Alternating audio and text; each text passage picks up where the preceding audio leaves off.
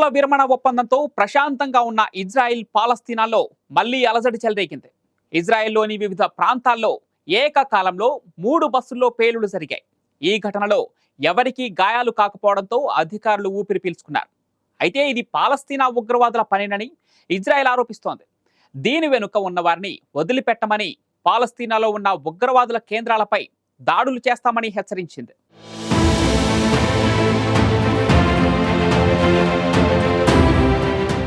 దాదాపు 15 నెలల పాటు ఇజ్రాయెల్ హమాస్ మధ్య భీకర యుద్ధం జరిగింది. గాజాలో ఉన్న హమాస్ను పూర్తిగా అంతం చేయాలనే లక్ష్యంతో ఇజ్రాయెల్ భూతల వైమానిక దాడులతో ఉక్కిరిబిక్కిరి చేసింది.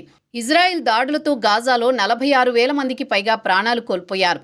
లక్షలాది మంది ప్రజలు రోడ్డున పడ్డారు. కనీసం ఉండేందుకు కూడా జాగా లేక ప్రజలు నానా అవస్థలు పడుతున్నారు. దీంతో రంగంలోకి దిగిన అమెరికా 2 దేశాలకు వార్నింగ్ ఇచ్చింది. ట్రంప్ ప్రమాణ స్వీకారానికి ఒకరోజు ముందే ఇజ్రాయెల్ హమాస్ మధ్య కాల్పుల విరమణ జరిగింది.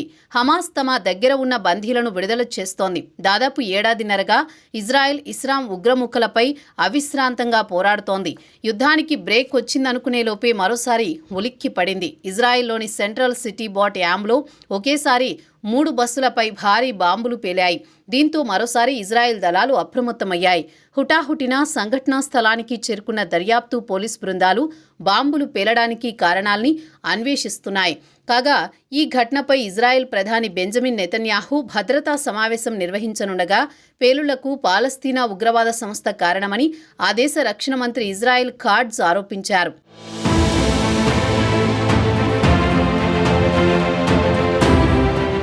బాటియాంలో వివిధ ప్రాంతాల్లోని 3 బస్సుల్లో ఏకకాలంలో ఈ పేలుళ్లు సంభవించాయి. అయితే ఈ ఘటనలో ఎవరికీ ఎలాంటి గాయాలు కాకపోవడంతో అధికారులు ఊపిరి పీల్చుకున్నారు.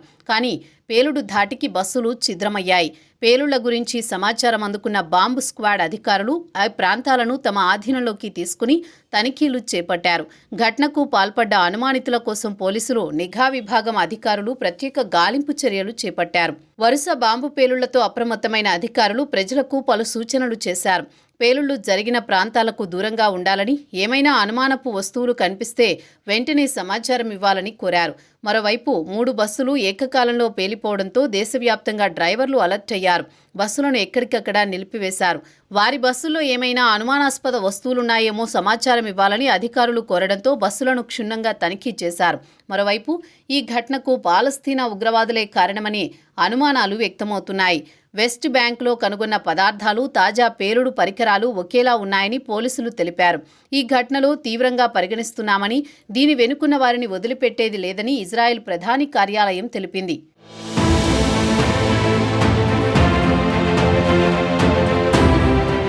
ప్రశాంతంగా ఉన్న ఇజ్రాయెల్లో బాంబు పేలుళ్లు ఒక్కసారిగా అలజడి సృష్టించాయి. దీంతో పాలస్తీనా మిలిటెంట్ గ్రూప్ కాల్పుల విరమణ ఒప్పందాన్ని ఉల్లంఘిస్తున్నారంటూ అధికారులు ఆగ్రహం వ్యక్తం చేస్తున్నారు. ఇజ్రాయెల్లో మరిన్ని పేలుళ్లు జరిగే అవకాశాలున్నాయనే అనుమానంతో పాలస్తీనా వ్యాప్తంగా తనిఖీలు నిర్వహించాలని ఆదేశాలు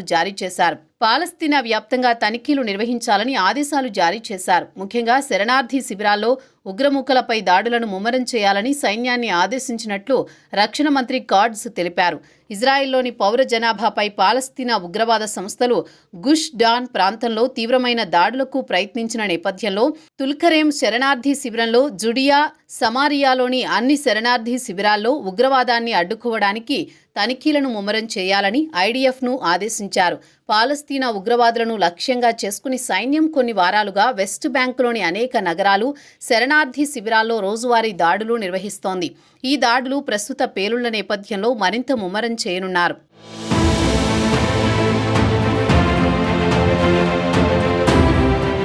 ఇదిలా ఉండగా ఇజ్రాయెల్ హమాస్ మధ్య కాల్పుల విరమణ ఒప్పందం 42 రోజుల పాటు కొనసాగనుంది. ఇందులో భాగంగా బందీలను హమాస్ విడుదల చేస్తుండగా యుద్ధ ఖైదీలను ఇజ్రాయెల్ విడుదల చేస్తోంది. ఈ నేపథ్యంలోనే హమాస్ ఆధీనంలోని 4 ఇజ్రాయిలీల మృతదేహాల్ని తిరిగి అప్పగించారు. వీరిని స్వాధీనం చేసుకున్న అధికారులు అందులోని ఓ మహిళ మృతదేహం తమ పౌరురాలిది కాదని స్పష్టం చేసింది. వేరే ఎవరో మహిళ మృతదేహాన్ని తమదిగా చెప్పి అప్పగించారని, ఇది కాల్పుల విరమణ ఒప్పందాన్ని ఉల్లంఘించినట్లుగానే చూడాలని ఇజ్రాయెల్ వాదిస్తోంది. ప్రస్తుతం ఇజ్రాయెల్లో బస్సులపై దాడులు జరగడంతో ఐడిఎఫ్ ఆగ్రహంతో ఉంది. దీంతో కాల్పుల విరమణ ఒప్పందం ముగియగానే తిరిగి గాజాపై దాడులు చేసే అవకాశం కూడా ఉన్నట్టు తెలుస్తోంది.